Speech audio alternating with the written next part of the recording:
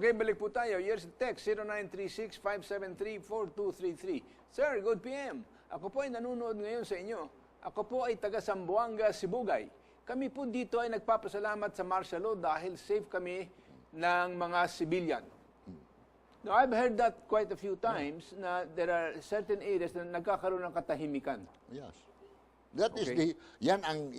that's why I agree with this guy from Sibugay. I've been to Sibugay before. And the Gubat family, I know them quite well. You see, in that area, with the influx of martial law, there is a certain amount of discipline that pervades over them. Kaya para kanila safe sila. And that is one of the dividends of martial law, which is not really understood right here in Metro Manila, or they are far away. They don't even know, a lot of people here they don't know where Zamboanga, Sibugay is. Diba? Okay, let me ask you a question. Compared to the martial law of Marcos and the martial law today of President Duterte, in terms of the behavior of the military over the areas, how do you compare it to that? I tell you a big difference. Number one is, at that time, you remember mo, Johnny Marcos, we have the Metrocom, all the people who are Kasi really joint abusing. police and But right and now, AFP. you know what, right now, wala, not much. Maybe a small abuse here, a small abuse there. Because first is the personality of the president. They're intimidated. Alam nila, magtarantado ko dyan. Kingdom come ka. So they know So, that the AFP or the military is behaving in spite of that. not only that, ito naman is, you will accuse me for being biased. The administrator of martial law, si Delphine Lorenzano, who, by the way, is my cousin, is a guy who understands, see? Who understands that he has to have these people disciplined. So, at saka yung kanilang chain of command. Oh my God. Now, That's why I take my hats off to the military. cousin. Not only my cousin, well, it's bias yan eh. I will take my hats off to the system itself, to the chain of command. Okay? And you don't have that kind of abuses, which was during the time of martial law. Alam mo yun, in 1972, immediately the personalities nilagay. Look at the personalities. Pimentel, sila. So, they were In other all words, the set. political opposition. Yes, di ba? But this time, was there any political opposition put into jail? Tingnan mo. Wala. Wala. See? Now, that's a big difference. Okay. I should know because, as I've said, I was then only a young man. Now, I am still a young man. Pero, but I can really compare it. See? So, there's a big, hell of a big difference talaga. Okay, but what are you, I wanted to ask you, how long do you want this martial law to continue in Mindanao? Well, you know, as long as soon as they can finish it, finish the problem in Marawi, they should lift the martial law. Now, well, Bakit tumatagal? target nila, ha? Bakit tumatagal? Sige lang, bakit mo primahin mo yan?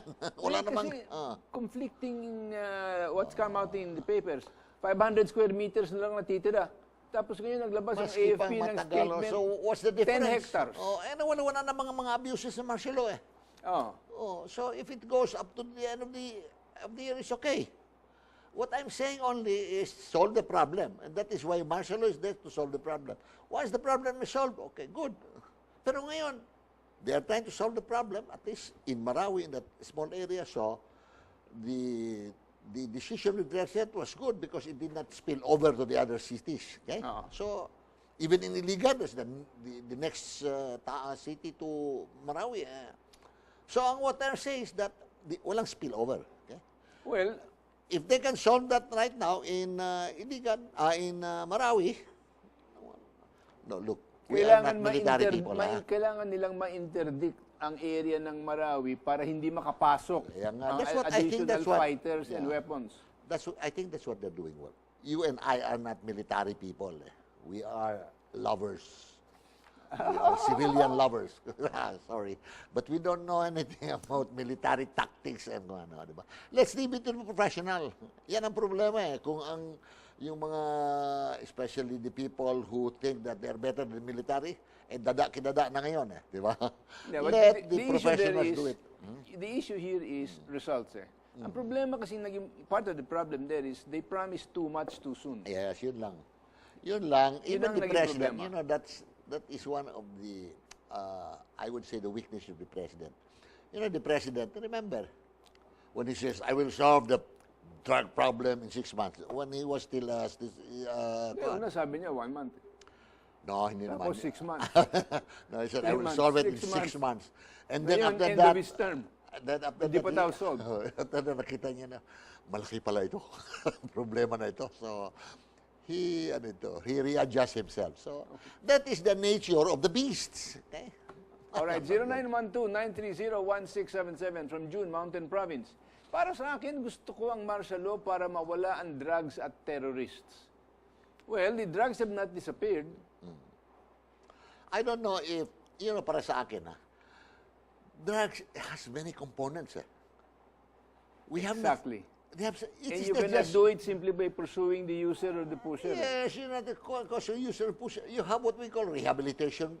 May Hindi, mga pero rehabilitation alam mo, process ka you naman want to ka. stop the drugs, you must hit the economic structure of drugs. At saka, the do infrastructure. something to stop the entry of the equipment and the raw materials. And right now, that is all coming from China. Exactly. Bakit ginagawa ng China ito, hindi nila tinitigil? No, that is a geopolitical question beyond our expertise. But what I can say is what I also believe in, because we were given an idea of what this is all about. The Philippines really is when the drugs are not just sent here. It's a transshipment point. As well. Okay? The bigger part is that, at the time, during the Vietnam War, right after Vietnam War, we had what they call the triangle. You remember that golden triangle? When they can, saan sila pupusit-pusit lang, they can put the drugs. Right now, the Americans or the Western group and the security group that really work things out was able to prevent them. Now, the easiest amount is through the Philippines as a transshipment point. Okay, now why do you say the Chinese? I think our cabinet members are in charge of those to negotiate with China, to tell China, hey, China, we will not tolerate this. Ganon. But nobody seems to want to take a hard line with China. Then that is another topic for another discussion. Because that touches the core of the problem, which I think is very important.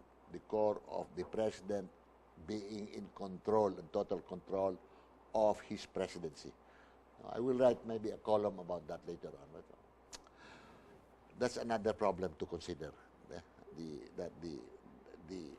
The president should have the right kind of advice, the right kind of people that will advise him whether the advice are good or not. But if it is good advice, paminsan kasi a lot of our people in cabinet, or a lot of people not in cabinet, but a lot of people outside even of cabinet, are intimidated by the president because of his very strong, very strong pronouncement, character. See? So you need to have a guy like Sonny Dominguez.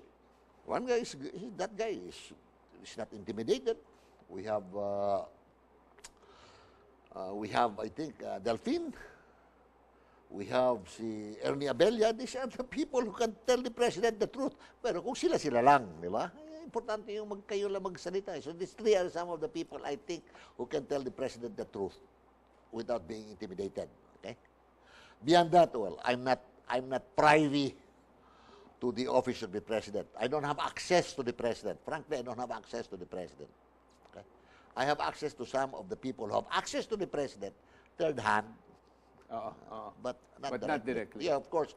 Because you see, I tell you, Ray, the most precious, and I told you that the most precious commodity in presidential politics is the time of the president.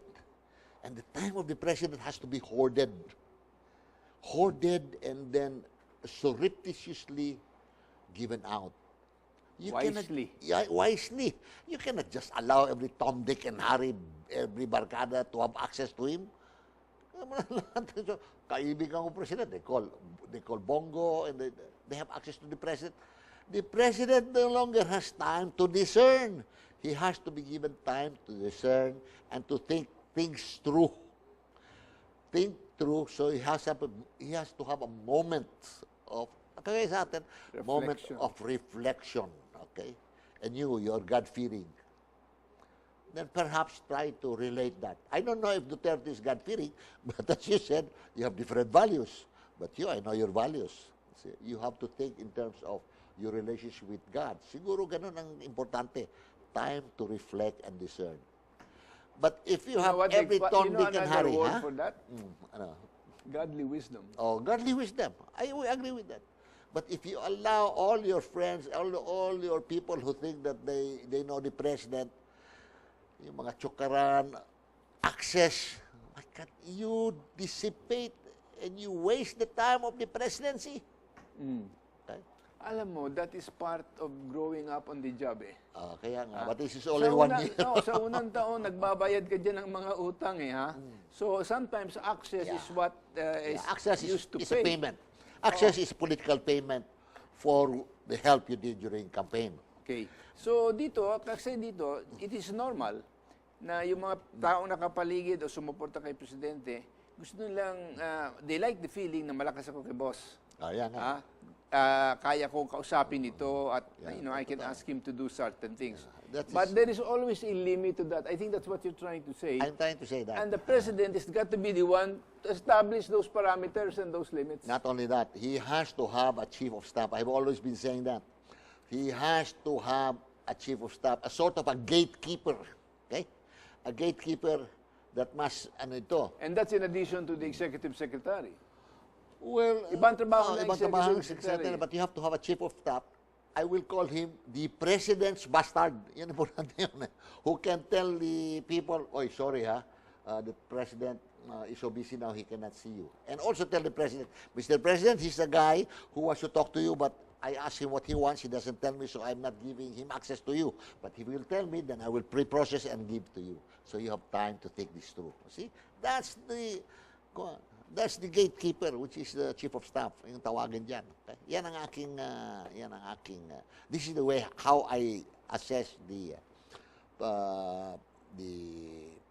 president's, inner circle.